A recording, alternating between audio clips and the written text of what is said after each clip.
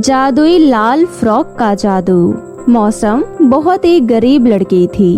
वो जब बहुत छोटी थी तभी एक हादसे में उसका एक पैर टूट गया था, जिसके बाद वो एक पैर से ही लंगड़ा कर चलती थी। वो दिखने में भी ज्यादा सुंदर नहीं थी, लेकिन वो दिल की बहुत ही अच्छी थी। उसके घर में उसकी एक बूढ़ी माँ थी। मौसम बेटा, जरा बाजार से थोड़े आटा और चावल ले आ, घर में राशन बिल्कुल भी नहीं है। ठीक है माँ। मौसम अपने बैसाखी के सहारे लंगड़ाते हुए बाजार जा रही थी। तभी उसे रास्ते में उसके गांव की ही दो लड़कियां मिलती है, काजल और गुंजन।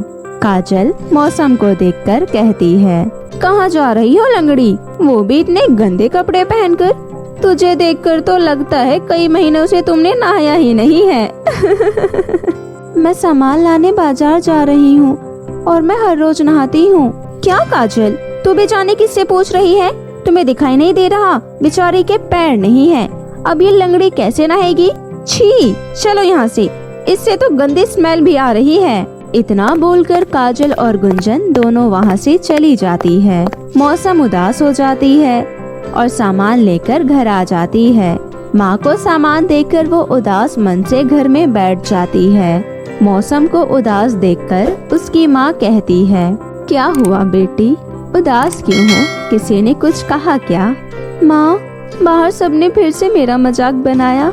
माँ, सब मुझे देखकर इतना क्यों हंसते हैं? माँ, मुझे इतना दुख तो मेरे पैर कटने पर भी नहीं हुआ था, जितना दुख जब लोग मेरा मजाक उड़ाते हैं तब होता है। बेटा, लोगों की बातों पर ध्यान मत दो, लोगों का काम ही है दूसरों की कमी निकालना। तुम तो मेरी बहादुर बेटी हो, तुम कब से लोगों की बातों का बुरा मानने लगी? माँ, आज तो उन लोगों ने मेरे कपड़ों का भी मजाक उड़ाया। कोई बात नहीं बेटी, अभी हम लाचार हैं, तो लोग मजाक उड़ाएंगे ही, लेकिन तुम देखना बेटा, एक दिन सब ठीक हो जाएगा। भगवान एक न एक दिन जरूर हम पर तरस खाएंगे, फिर उस दिन देखना तुम्हारे पास किसी भी चीज की कोई कमी नहीं होगी। बस सब्र रखो बेटा। इतना बोलकर उसकी माँ वहाँ से चली जाती है। मौसम मन में सोचती है, एक तो मैं सुंदर नहीं हूँ, ऊपर से मेरा एक पैर भी नहीं है, लोग तो मेरा मजाक उड़ाएंगे ही ना।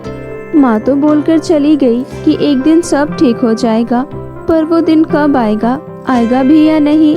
क्या मैं बाकी बच्चों की तरह चल नहीं सकती, दौड़ नहीं सकती? क्या मेरे पास पहनने को कभी अच्छे कपड़े नहीं होंगे? मौसम ये सब सोचते सोचते सो जाती है। अगले दिन मौसम जब बाजार से घर आ रही थी, तभी उसकी नजर एक चमचमाती लाल रंग के फ्रॉक पर पड़ी।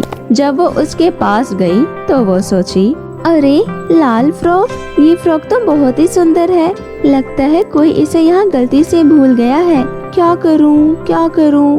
वैसे तो हमें किसी की चीज नहीं उठानी चाहिए, लेकिन यहाँ तो दूर दूर तक कोई भी नहीं है और ये रास्ता अक्सर सुनसान रहता है। मैं काम करती हूँ, मैं इस फ्रॉक को उठाकर अपने साथ ले जाती हूँ, बाद में अगर ये फ्रॉक कोई ढूंढेगा तो मैं उसे वापस लौटा दूंगी। मौसम खुशी खुशी उस चमचमाती लाल फ्रॉक को उठाकर अपने साथ अपने घर ले आती है। वो कई दिनों तक तो उस फ्रॉक को संभालकर अच्छे से रखती है, लेकिन कई महीने बीत जाते हैं, लेकिन उस फ्रॉक को लेने कोई भी नहीं आता। काफी दिन हो गया, पर इस लाल फ्रॉक को तो कोई लेने आया ही नहीं। क्यों ना मैं इस फ्रॉक को एक बार पहनकर देखूं? बस एक बार पहनकर मैं इसे फिर से संभाल कर रख दूंगी। मैंने आज तक कभी कोई सुंदर फ्रॉक नहीं पहनी है। मौसम इतना सोचकर उस फ्रॉक को पहन लेती है। उस लाल फ्रॉक के पहनते ही मौसम का पैर बिल्कुल ठीक हो जाता है और वो बहुत ही ज्यादा खूबसूरत हो जाती है। तभी वहाँ उसकी माँ आती है।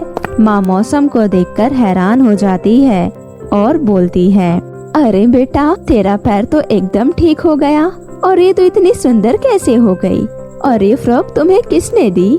माँ, ये फ्रॉक तो मुझे पहाड़ी के पीछे वाले रास्ते पर मिली थी, पता नहीं किसकी फ्रॉक है। ये सुनकर उसकी माँ बोली, बेटा, मुझे लगता है ये कोई मामूली फ्रॉक नहीं, बल्कि जादुई लाल फ्रॉक है और ये सब इसी लाल फ्रॉक के जादू से हो रहा है।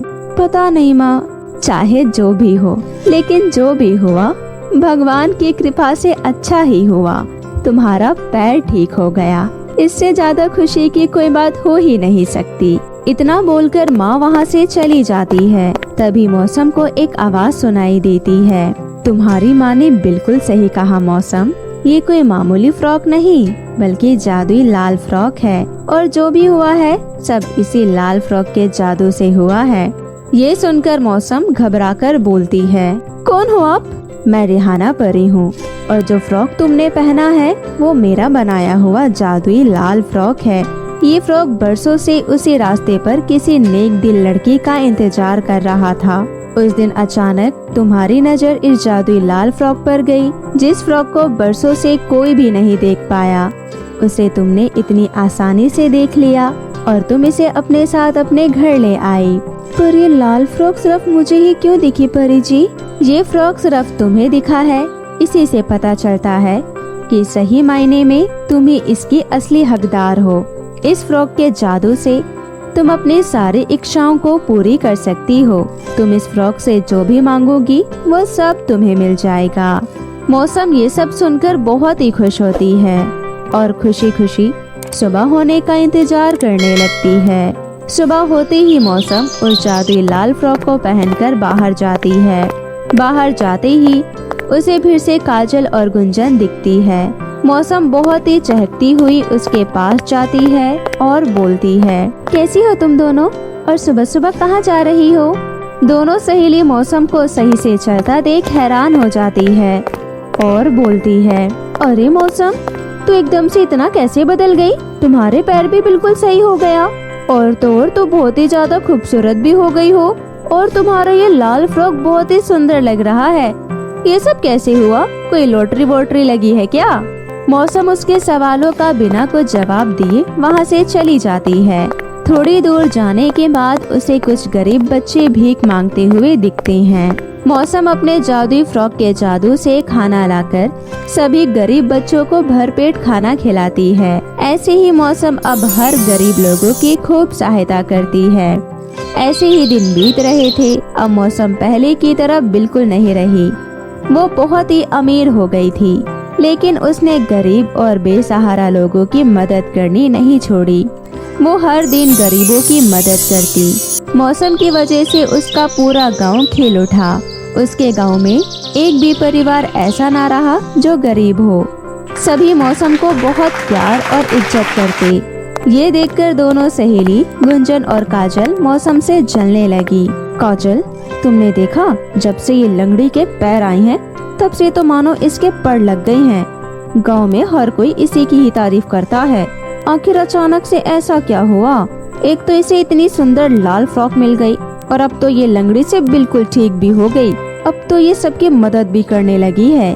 आखिर माजरा क्या है? तभी काजल कहती है, कुछ तो गड़बड़ है। हमें मौसम पर नजर रखनी होगी और सब पता लगाना होगा। एक दिन गुंजन और काजल मौसम का पीछा करते करते उसके घर तक चली जाती है। मौसम अंदर जादुई फ्रॉक से पैसे गरीब लोगों के लिए मांग रही थी। ये सब देखकर गुंजन और काजल हैरान रह जाती है। देखा काजल, ये लंगड़ी इसी जादुई लाल फ्रॉक के जादू से कर रही है। हमें कैसे भी करके इससे ये जादुई लाल फ्रॉक हासिल करनी होगी। एक रात जब मौसम सो रही थी, तभी चुपके से गुंजन और काजल उसके घर में आकर उसका जादुई लाल फ्रॉक चुरा लेती है। वे लोग फ्रॉक लेकर थोड़ी ही दूर चले थे, तभी वो फ्रॉक उनके हाथ से अपने आप उड़ जाता है और उस फ्रॉक में से आवाज आती है, लालची लड़कियों, तुम्हें क्या लगा कि तुम इतनी आसानी से मौसम का जादुई फ्रॉक चुरा लोगी? ये तुम दोनों की बहुत बड़ी गलती है। अब देखो मैं तुम दोनों को कैसे मजा चखाती हूँ। तभी वो जादुई फ्रॉक गुंजन और काजल को हवा में गोल गोल घुमाने लगती है। आया मजा? तभी गुंजन कहती है, जादुई लाल फ्रॉक, हमें माफ कर दो, प्लीज हमें छोड़ दो, हमसे गलती हो गई।